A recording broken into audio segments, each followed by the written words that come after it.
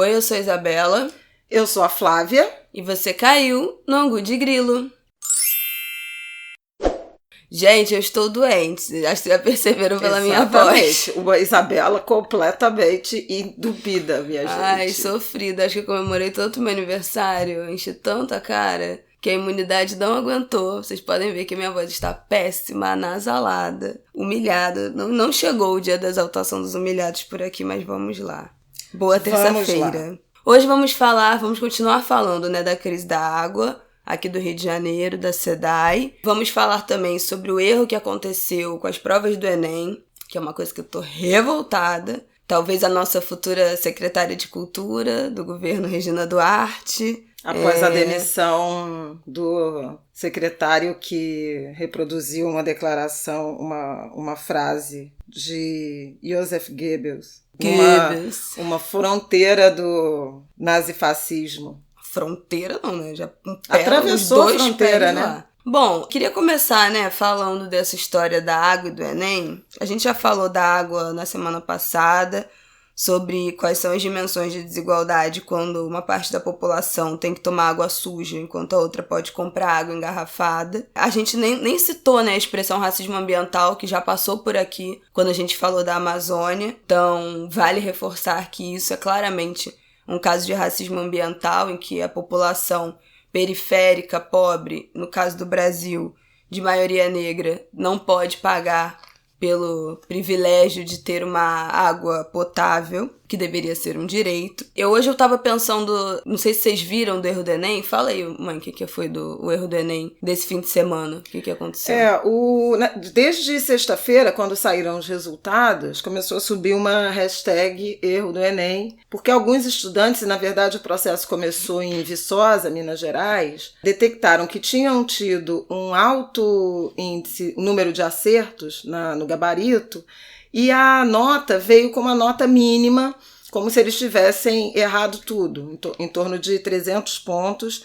E eles detectaram corretamente, antes do INEP, antes do governo, que tinha havido algum tipo de troca na correção, comparando cor de prova e cor de gabarito. Num primeiro momento, o INEP disse que estava tudo correto e que não ia rever. Essa sucessão de reclamações, ela tomou as redes sociais e virou trending topics, no Twitter, durante a noite e parte da madrugada de sábado, e lá no fim da noite, tipo 11 da noite, aquela hashtag me chamou a atenção. Eu fiz um post falando que eles estavam falando de erro do TRI, que é o método de avaliação, que vai considerando o número de acertos e aí pontua. E no sábado, o próprio ministro da Educação, Abraham Weintraub, veio a público dizer que, de fato, houve uma inconsistência, ele usou essa palavra, na correção do segundo dia de prova, por conta de um envio equivocado de prova e gabarito por parte da gráfica que imprimiu as provas do Enem. Vamos lembrar que no ano passado, a gráfica original do Enem, que já fazia muitos anos, ela faliu, ela fechou as portas, e o governo teve que contratar uma outra gráfica. Então é aparentemente o primeiro ano dessa gráfica que já apresentou um erro. Ontem o INEP confirmou que o prazo para inscrição no SISU, para a disputa das vagas das universidades públicas, vai ser mantido para essa terça, dia 21, e ficou de dar uma posição hoje da revisão geral de provas, quando a gente soube que eles também admitiram que no primeiro dia de prova também houve erro. Então, pelo que eu entendi dessa história toda, o erro não foi nesse TRI, que é o método de correção do Enem. Para quem não sabe, para quem não fez Enem, para quem já é mais velho ou para quem nunca entendeu esse sistema, o Enem, as perguntas, não tem uma resposta certa ou errada. Tem umas respostas que são as menos certas. Então, tem uma resposta correta, que se você marcar aquela opção, você ganha a integralidade daqueles pontos, mas tem umas respostas, dentre as opções, são as menos corretas. E também tem pesos diferentes, tem questões que são muito fáceis e questões que são mais difíceis. Então, se muita gente acerta uma questão, ela é tida como uma questão fácil e ela, teoricamente, vale menos dentro dessa soma total. Exatamente. Se pouca gente acerta uma questão, quem acerta, ela acaba ficando com o peso de uma questão difícil, quem acerta consegue um coeficiente maior dentro do resultado total da prova. Então é um sistema super complexo, e pelo que eu entendi, não foi um erro de cálculo desse sistema. Pelo que eu entendi, a correção é como se o aluno tivesse feito a prova A, anotado o gabarito na folha de resposta A, mas o sistema corrigiu como se o aluno tivesse feito a prova B. Então, obviamente, as respostas não vão bater. Isso foi o que deu para entender até agora. Mas veja, deixa eu só fazer uma observação em relação a isso, porque se você tem um número significativo, fala assim 1%, né, do total de alunos, de pessoas que fizeram as provas, com erro na aplicação do gabarito, isso vai influenciar também a ponderação das notas. Você concorda? Claro, porque é isso. Se esse 1% tá dando que ninguém acertou uma questão X, Y ou Z, exatamente, vai parecer que é uma questão mais difícil para os outros, então afeta a nota de todo mundo. Não faz sentido, já que é um sistema integrado, que todas as respostas, todos os alunos em conjunto colaboram para isso, chegar a esse coeficiente, você resolver o problema de meia dúzia ainda gera uma incongruência na nota de quem sobrou. E ontem, né, no domingo, eles anunciaram que os alunos que identificarem o problema na prova, na nota, mandassem um e-mail para um tipo enem@inep.com.br, um e-mail assim, qualquer, tipo um Gmail da vida, com o nome completo, e eu acho que o número de inscrição do Enem, o CPF, para eles fazerem essa alteração. E é inacreditável pensar que a solução governamental é transferir para o aluno a responsabilidade de mandar um e-mail com os seus dados para ter a sua nota do vestibular corrigida. O Enem é uma prova que você só faz uma vez no ano. Tem aluno que não tem internet em casa, que não tem internet no celular, que muitos só têm internet até na escola, e a escola está de férias. Então, como é que esse aluno, de ontem, de domingo para segunda, às 10 horas da manhã, vai conseguir mandar um e-mail com os dados dele? Talvez esse aluno não esteja nem sabendo exatamente o que aconteceu. Muita gente, depois que começa o SISU, que vai abrir a nota do Enem. A gente sempre vê esses dados, né? Ainda faltam tantas pessoas para consultarem as suas notas. Nem todos os alunos consultaram suas notas. Porque demora, porque nem todo mundo tem internet em casa, porque nem todo mundo tem acesso a essa velocidade de internet para entrar nesses sites que os sistemas estão sobrecarregados nesse momento. Então, é óbvio que muita gente vai ficar de fora. É óbvio que é um absurdo a responsabilidade ser transferida para o aluno. E aí, se um aluno consegue mandar um e-mail, mas aí erra uma letra do e-mail, ele tá fora do vestibular. Ele não vai conseguir entrar em universidade nenhuma. E o Enem só é uma prova que só tem ano que vem. O que essa pessoa vai fazer em um ano da vida? Que ela se programou. Você vai contar todo o seu planejamento de ensino médio, de vestibular, de cursinho, de faculdade, de SISU, de você entrar no primeiro ou no segundo trimestre, se você vai trabalhar ou não, como é que é essa dinâmica na sua família, se você vai conseguir entrar numa faculdade, se os seus pais seguraram a onda para você estudar para entrar numa faculdade e aí começar a trabalhar, ou se você vai ter que arrumar um emprego às pressas porque não conseguiu entrar na faculdade. Então toda a dinâmica familiar vai ser alterada se alguém não abrir esse e-mail. Se esse e-mail for parar numa lixeira, se esse e-mail for parar num spam, se esse e-mail for com uma letra errada, se essa pessoa não conseguiu acesso para mandar, se a pessoa não entrou na sua nota porque não tem internet em casa no fim de semana. Então, assim, é inacreditável, é inacreditável, é inacreditável. E, mais uma vez, eu acho que é o retrato da desigualdade, de que quem tem dinheiro consegue, né? Quem tem dinheiro, quem tem internet, quem tem velocidade, quem tem acesso à rede social, ficou sabendo disso da mesma noite, né? Se mobilizou ali. No dia que saiu a nota, a galera já estava mobilizada no Twitter. E quem não tem? E quem não tem acesso a esse tipo de debate, a esse tipo de corrente de informação, vai fazer o quê? Né? É um ano inteiro jogado no lixo, porque o SISU abre amanhã e até agora eles não vão fazer nada, é isso. Fechou hoje, segunda-feira, às 10 horas da manhã, o e-mail. Quem mandou, mandou. Quem não mandou, um abraço. Vai ter que fazer o Enem de novo no ano que vem. Já dá para comentar alguns absurdos. O primeiro deles, a falta de transparência, a negação num primeiro momento, a forma como o governo, a partir do Ministério da Educação, do Ministro da Educação, vem tentando diminuir a gravidade desse problema, que, a meu ver, é grave, né? Falar em inconsistência, não é inconsistência, é erro de nota. E erro de nota de 1% dos candidatos é grave. Hoje, na segunda-feira, o ministro voltou a falar sobre o episódio dizendo que, na verdade, o número de alunos com notas erradas foi menor. E prometem uma entrevista coletiva do INEP, o órgão responsável pela aplicação da prova, no fim da tarde desta segunda-feira. Vocês estão ouvindo esse programa enquanto a gente ainda não tem o desfecho da situação. Mas é grave pelo lado da falta de transparência, por uma aguda falta de sensibilidade, né, de pessoas, de autoridades do governo que é para servir ao público e não prestar todas as informações. E, por outro lado, a Isabela chamou atenção para esse ponto aí da desigualdade, que é fato, mas veja, se não houvesse uma mobilização nas redes sociais, talvez a gente não soubesse, e a partir daí a pressão da opinião pública, dos órgãos de imprensa, talvez a gente nem tivesse a chance de saber que houve esse erro e que ele minimamente está sendo apurado. Então, como as redes sociais, que têm lados muito negativos, né, também são uma ferramenta aí de reivindicação, de mobilização popular relevante. Mas assim, é triste. É triste. E esse paralelo, para mim, pensando nisso hoje da prova e da água, ficou bem... Eu acho que são casos assim, muito emblemáticos de como a desigualdade é um projeto mesmo, né? É um projeto, como diriam as meninas no clássico dos anos 90, o de cima sobe e o de baixo desce. Então, assim, quem tá bem já é isso. Quem tá bem é quem tem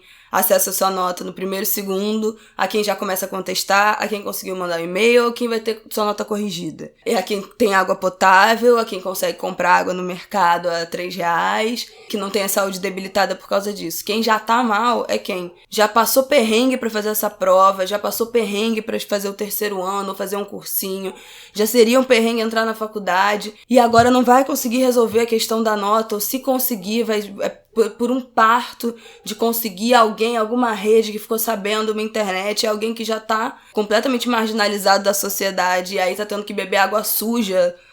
Gente, eu acho que mais de 20 dias, há quase um mês que a água do Rio de Janeiro a gente tá assim. Desde essa antes crise. do Ano Novo. Hoje já é dia 21, né, quando esse episódio vai ao ar. E nada acontece, e não tem resolução, né? Inclusive, pode falar disso agora, né? O que foi feito nessa uma semana que a gente falou disso semana passada e até agora nada. O Rio de Janeiro está desde a virada do ano convivendo com essa situação. As primeiras denúncias, queixas vieram da Zona Oeste, muita gente também da Baixada Fluminense, mas sobretudo da Zona Oeste do Rio de Janeiro, e naturalmente quando você tem esse clamor popular vindo de áreas periféricas, a comoção é menor.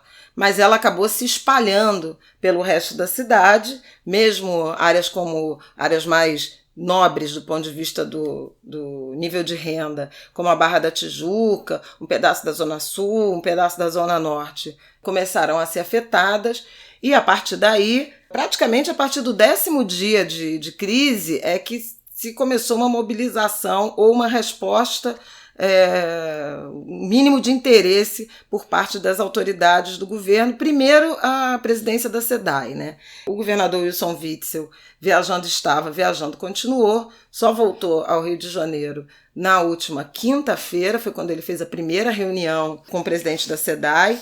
2 diretores já foram afastados, do secretário de Meio Ambiente não se tem notícia. As providências que têm sido anunciadas são muito na direção de resolver os problemas da estação de tratamento em diante, né? A SEDAI comprou um equipamento e estoques de carvão ativado, que ao longo dessa semana devem ser instalados nesse equipamento. Chegou no fim de semana e está sendo montado.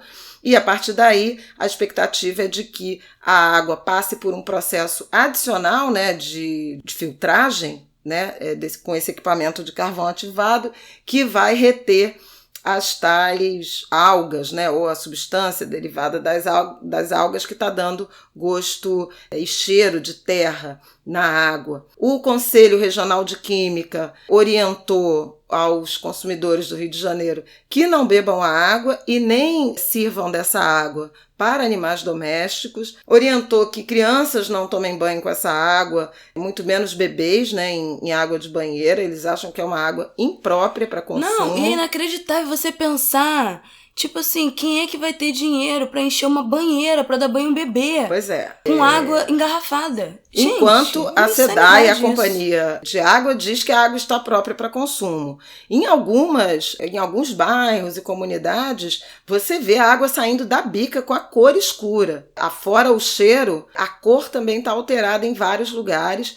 Continua-se assim. As áreas mais nobres da cidade estão lotando aí supermercados, distribuidoras, comprando água mineral com ágio. O Procon, que no final da semana passada entrou na história, chegou a apurar aumento de 42% no preço da água. Então você tem algumas dimensões que estão sendo alcançadas por essa crise. Primeiro, a qualidade da água que sai das estações da estação de tratamento Sistema Guandu. Talvez tão ou mais importante seja a péssima qualidade da água que entra. A gente tem visto imagens que são assustadoras da bacia hidrográfica do Guandu. A quantidade de despejo de resíduos sólidos e de esgoto, quer dizer, é praticamente uma água de reuso a que a gente consome no Rio de Janeiro. Praticamente não, né? É uma água de reuso, porque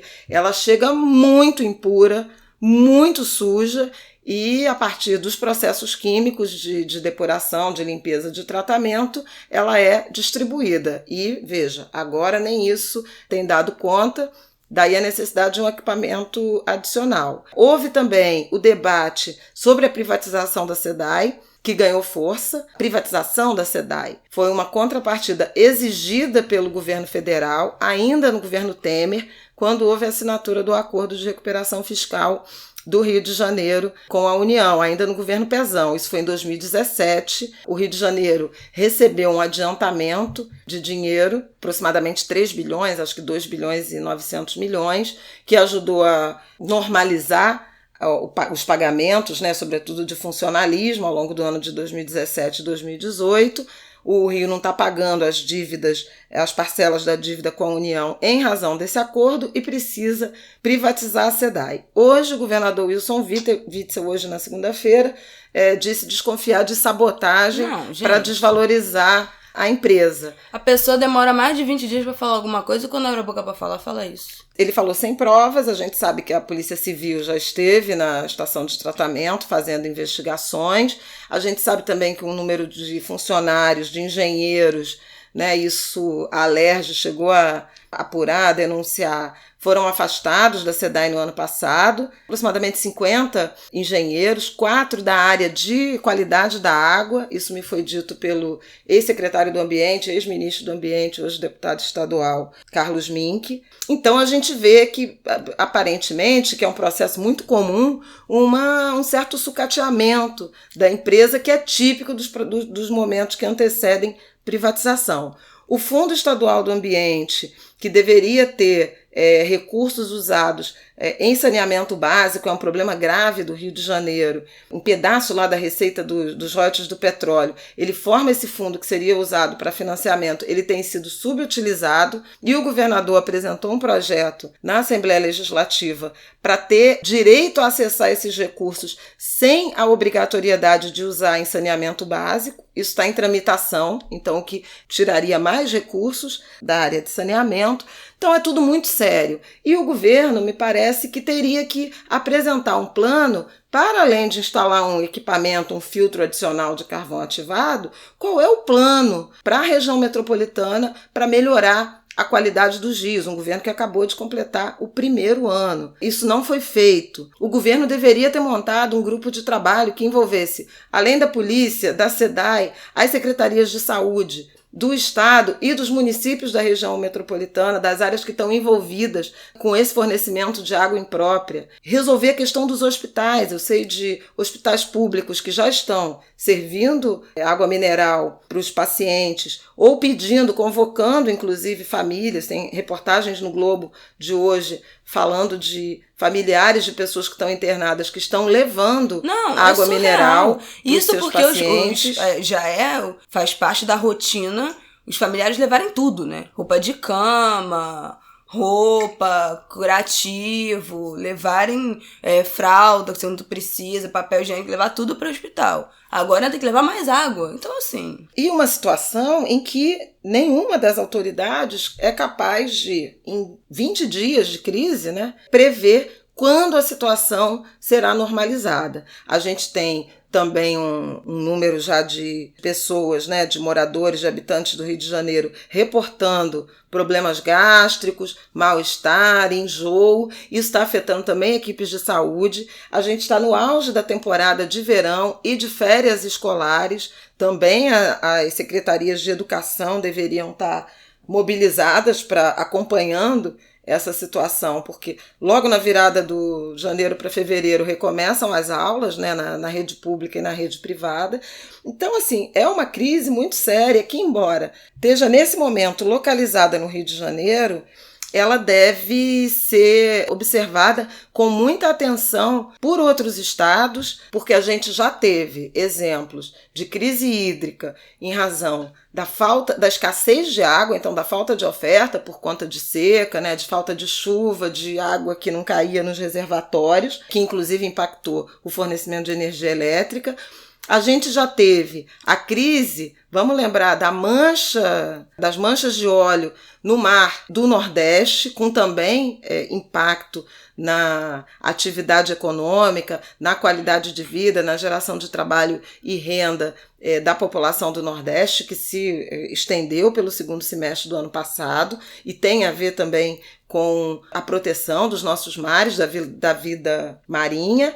E agora a gente tem uma crise na qualidade da água ofertada no estado do Rio de Janeiro, mas que tem a ver com despejo, com uma água de muito má qualidade que circula no Paraíba do Sul, que é um rio que atravessa vários estados brasileiros, passa por Minas, passa por São Paulo, é a principal fonte da água que vai se transformar em água potável para o Rio de Janeiro, mas atravessa outros estados brasileiros, então está longe de ser um problema exclusivo da região metropolitana do Rio de Janeiro. Bom, o último a sair desse país apaga a luz, né? Porque assim, acabou, né? O Brasil acabou. A gente sabia que ia ser puxado, né? Mas já tá bastante puxado essa semana, especialmente aí. Eu tô revoltada com esse negócio da água e do Enem.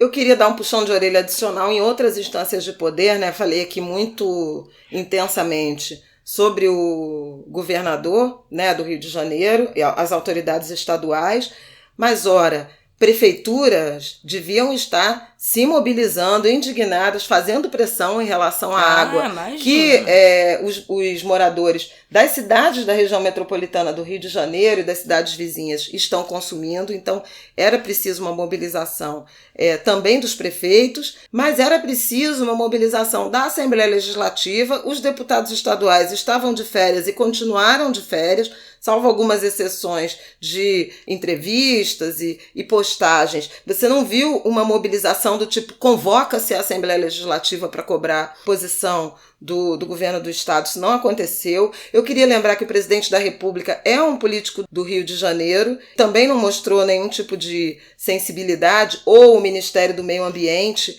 que também poderia estar envolvido, cobrando providências, articulando algum tipo de política de pressão. Também não aconteceu. E o mesmo eu digo do presidente da Câmara dos Deputados, o deputado Rodrigo Maia, que foi inclusive candidato a prefeito do Rio nas eleições de 2016, também me parece que está tendo uma postura bastante modesta, omissa, para ser mais precisa, em relação a essa crise. É uma crise que envolve uma região metropolitana onde vivem 9 milhões, né, de brasileiros. Então, era desejável que autoridades de outras instâncias de poder se manifestassem, mas isso não está acontecendo.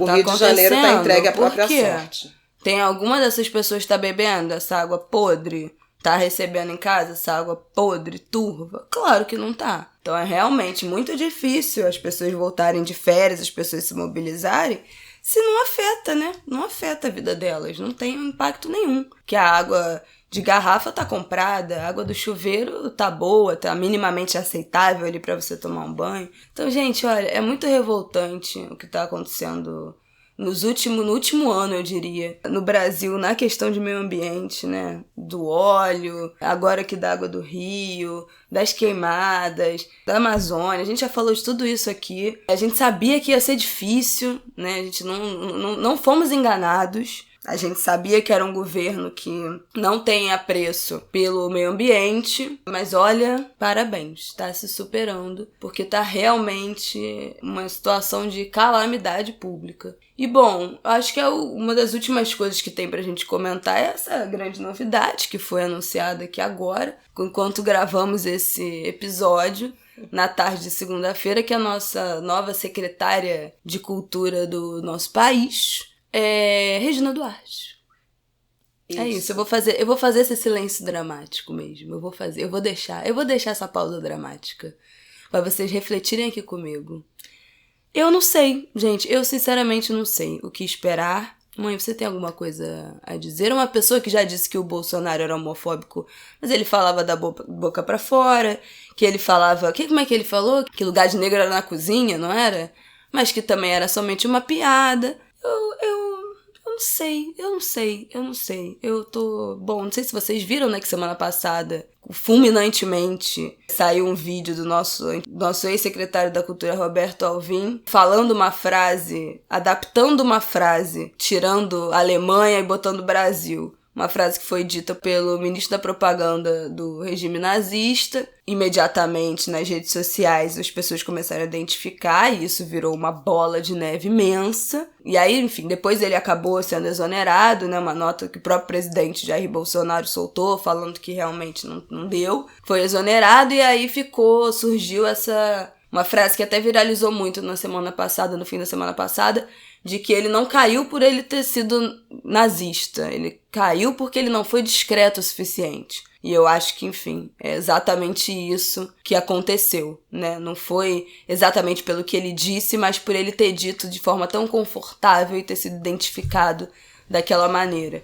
Porque o que foi dito ali, a gente há de concordar que é consenso de muitos quadros desse governo.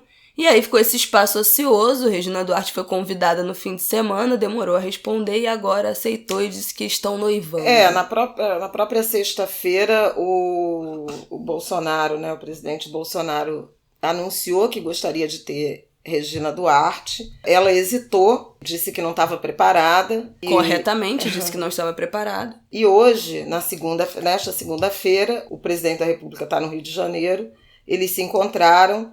E ela anunciou que está noivando, que vai a Brasília conhecer o ministério, a secretaria, né? Agora, no fim de semana chegou a circular a informação de que, se ela aceitasse, agora a secretaria poderia voltar a ter status de ministério, denominação de ministério, mas isso foi desmentido. Vamos lembrar que no governo Temer também, o Ministério da Cultura foi extinto, houve uma mobilização muito grande da classe artística e Temer, acabou voltando atrás e restituiu a pasta, mas o governo Bolsonaro pôs fim na reforma ministerial, primeiro subordinando o Ministério da Cultura, transformando em secretaria subordinada ao Ministério da Cidadania, que é o mesmo que cuida do Bolsa Família. Que é o mesmo que cuida de tudo, né? Basicamente, tudo está dentro do Ministério da Cidadania. Mais ou menos, porque tem outros que passaram a agregar também.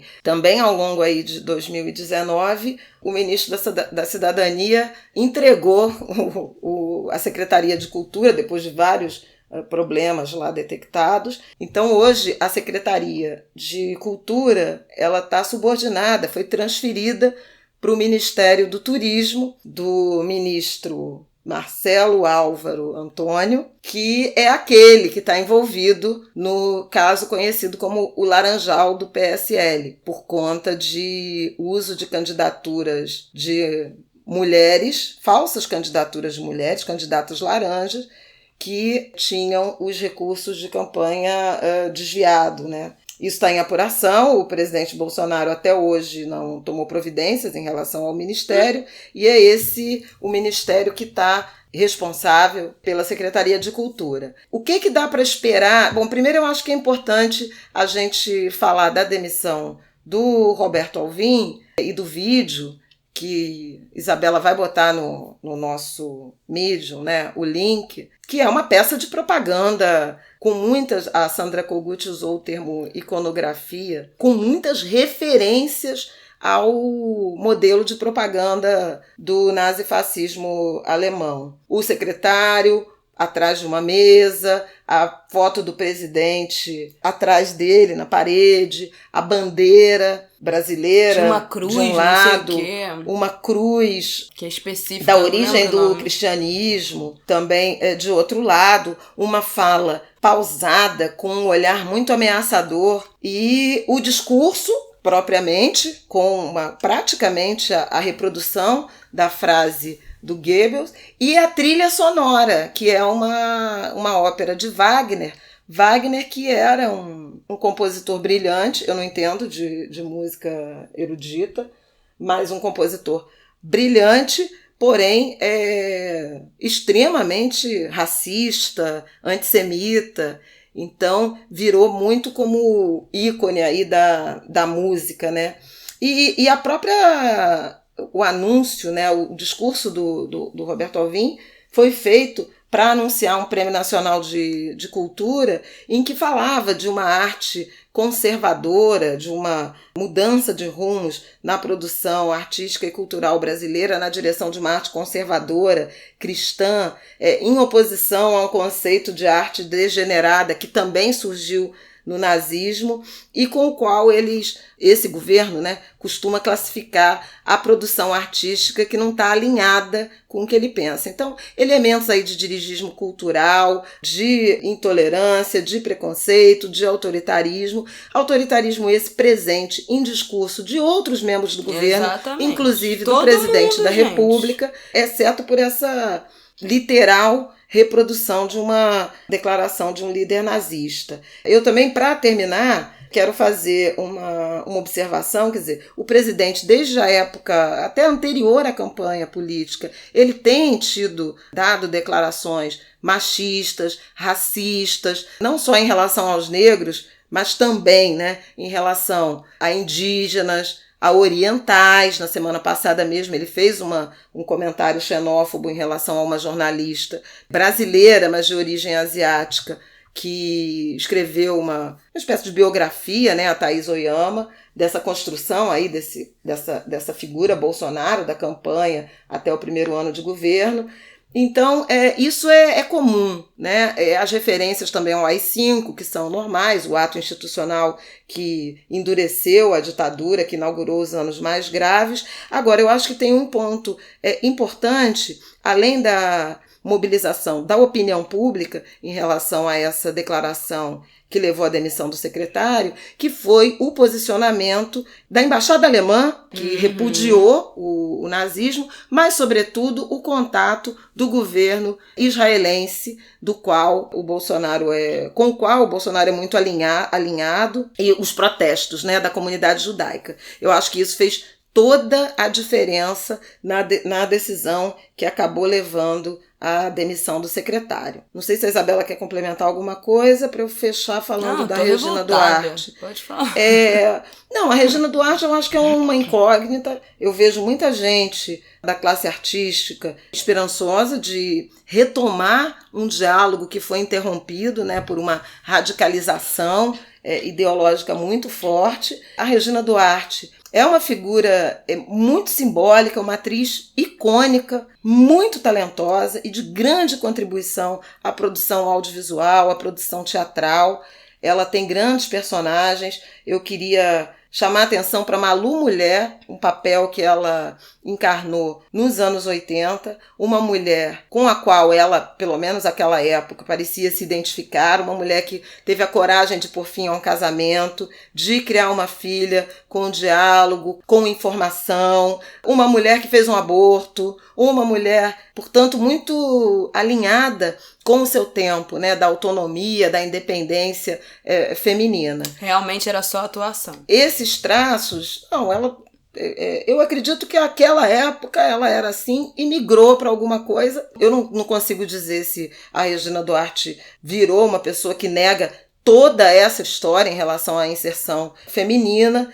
Vamos torcer para que não seja isso, né? Para que ela não seja uma dessas figuras que aderiram ao ideário, né, do governo Bolsonaro sem nenhum tipo de espaço para alguma opinião crítica, para algum contraponto e, sobretudo, para diálogo com outros segmentos da sociedade. Se for isso, se for essa adesão, quase uma conversão religiosa ou cega, como você está citando, vai ser algo a se lamentar, mas também não exatamente surpreendente. Esse tem sido o padrão, né? O governo exige uma lealdade quase religiosa de seus quadros. Muita gente que caiu porque em algum momento expôs um pensamento crítico, tentou fazer algum contraponto. Tomara a Regina seja o turning point aí, de uma mudança, de uma tentativa de canal maior de diálogo. Oxalá nos ouça, né? Oxalá intervenção e Oxalá orixá, já que ela foi convidada numa sexta-feira de Oxalá, na sexta-feira, dia 17. Quando perguntarem, você conhece alguém que seja muito otimista? Lembra desse episódio da minha mãe otimista que querendo se agarrar no 0,1% de probabilidade que isso tem de dar certo, tá, queridos? Bom, gente, eu acho que é isso. Queria só, pra fechar, falar que hoje, segunda-feira, dia 20, aqui no Rio de Janeiro, é feriado na cidade do Rio, dia de São Sebastião, que é o padroeiro da cidade, e que no sincretismo aqui no Rio é Oxóssi. Então, o Kiarô, os macumbeiros de plantão, além de nós, ouvintes também, né? Oxóssi, para quem não sabe, é o orixá que é o caçador da floresta, é o que carrega o ofá, que é o arco e a flecha. É isso, não podia deixar, né? Senão vou tomar meu coió, então tenho que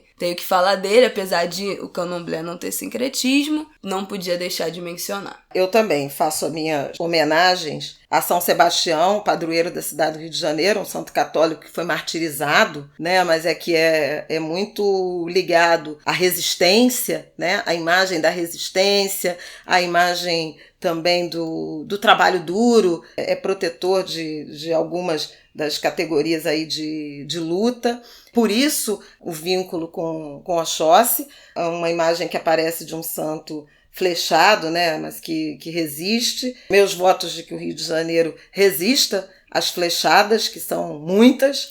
Que Oxóssi nos traga prosperidade, provisões, trabalho. E eu queria recomendar a todos vocês angriletes?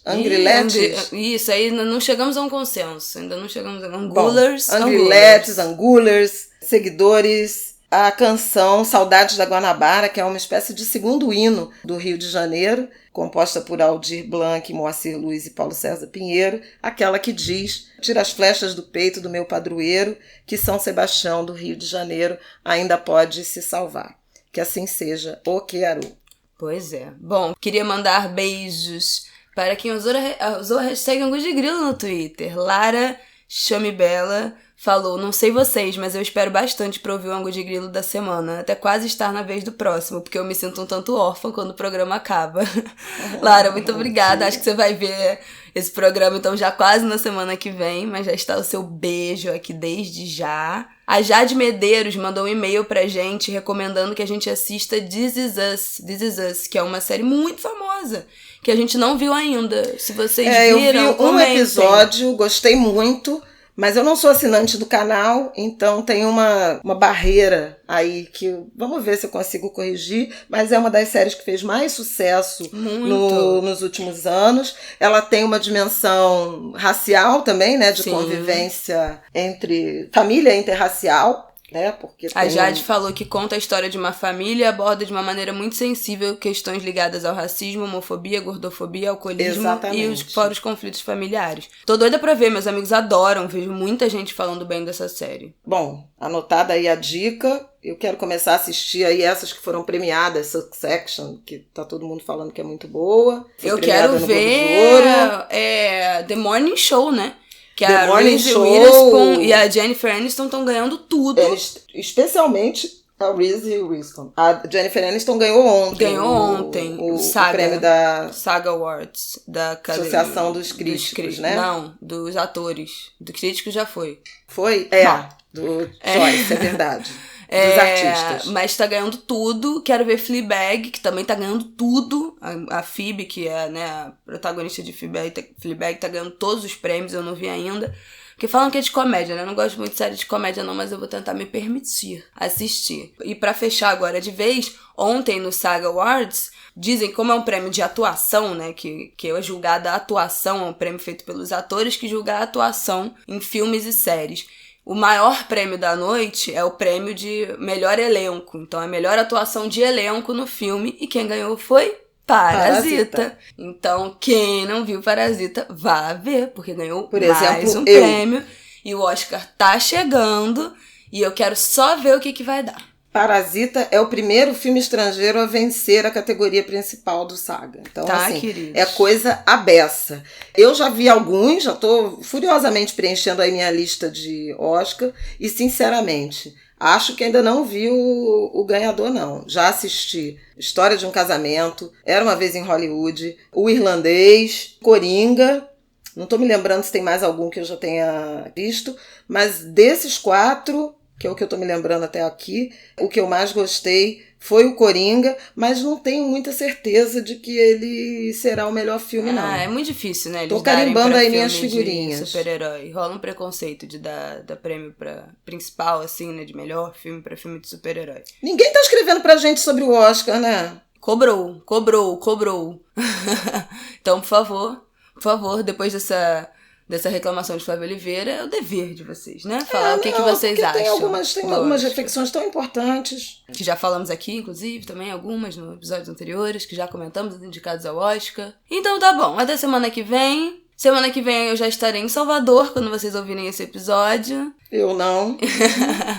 Vamos gravar com um pouco de antecedência, então se vocês quiserem sugerir algum tema extra do noticiário pra gente falar, a hora é essa. Porque vamos ter que agendar com um pouco de antecedência. E o episódio seguinte, do dia 3, nós gravaremos diretamente de Salvador. Será um episódio gravado na melhor cidade desse país. Então, aguardem. Um beijo, boa semana. Boa semana, salve São Sebastião e até a próxima.